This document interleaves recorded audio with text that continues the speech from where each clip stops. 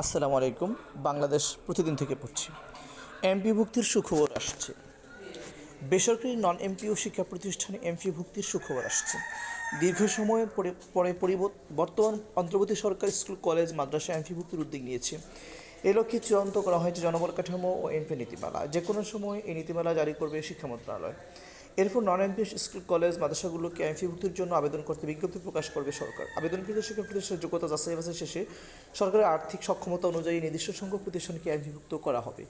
শিক্ষা মন্ত্রণালয়ের সংশ্লিষ্ট সূত্রে এসব তথ্য জানা গেছে। তথ্যমতে 2022 সালের জুলাইয়ের মাধ্যমিক উচ্চ মাধ্যমিক বিভাগ এবং কারিগরি মাদ্রাসা শিক্ষা বিভাগের অধীনে 2716টি শিক্ষা প্রতিষ্ঠানকে এমপিভুক্ত করে তৎকালীন সরকার।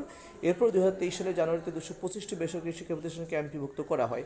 একই বছরের অক্টোবরে এমপিভুক্ত করা হয় আরও 91টি শিক্ষা প্রতিষ্ঠান। অভিযোগ রয়েছে রাজনৈতিক বিবেচনা তখন ক্ষমতা থাকে এমপি মন্ত্রীদের বিশেষ তদবিরে এসব শিক্ষা প্রতিষ্ঠান এমপিভুক্ত করেছিল আওয়ামী লীগ সরকার। এ নিয়ে তৈরি হয়েছিল নানা সমালোচনাও। এরপরে যোগ্য প্রায় 3000 শিক্ষা প্রতিষ্ঠান থেকে যায় এমপিভুক্তির বাইরেই। এমপিভুক্ত শিক্ষা প্রতিষ্ঠানের শিক্ষক কর্মচারীরা বেতনের মূল অংশ কিছু ভাতা সরকার থেকে পেয়ে থাকেন। তাই বেসরকারি শিক্ষা প্রতিষ্ঠানের জন্য এই বিষয়টি খুবই গুরুত্ব হিসেবে দেখা হয়। সূত্র জানে এবারের এমপিভুক্তির লক্ষ্যে প্রস্তুতকৃত নীতিমালাতেও আনা হয়েছে পরিবর্তন। কাম্য শিক্ষার্থী একাডেমিক স্বীকৃতির সময়সহ বিভিন্ন সূচকে আসছে পরিবর্তন। এছাড়া নতুনভাবে নীতিমালায় যুক্ত হচ্ছে বেসরকারি অনার্স মাস্টার্স কলেজগুলো এমপিভুক্তির সুযোগও। অন্তর্বর্তী সরকার শিক্ষা প্রতিষ্ঠানে এমপিভুক্তির উদ্যোগ নেওয়ার উচ্ছ্বাস প্রকাশ করেছেন দীর্ঘদিন ধরে এমপিভুক্তির বাইরে থাকা শিক্ষকরা। বেসরকারি কলেজ মাস্টার্স শিক্ষক ফেডারেশন সভাপতি আকবর হোসেন বলেন, দীর্ঘ সময় পরে সরকার শিক্ষা প্রতিষ্ঠানে এমপিভুক্তির উদ্যোগ নিচ্ছে, এই জন্য অন্তর্বর্তী সরকারকে ধন্যবাদ জানাই।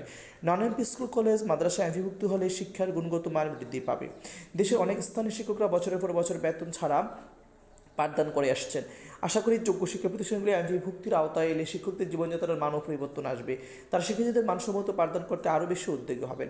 শিক্ষা উপদেষ্টা ডক্টর সিআর আবরার সম্প্রতি নন এমপিও ঐক্য পরিষদের সঙ্গে বৈঠক শেষে সাংবাদিকদের জানান, সারা দেশে সাধারণ কারিগরি মিলিয়ে 2064 বেশি এমপিভুক্তির উপযোগী শিক্ষা প্রতিষ্ঠান এমপিও চূড়ান্তকরণ করে যাবে অন্তর্বর্তী সরকার।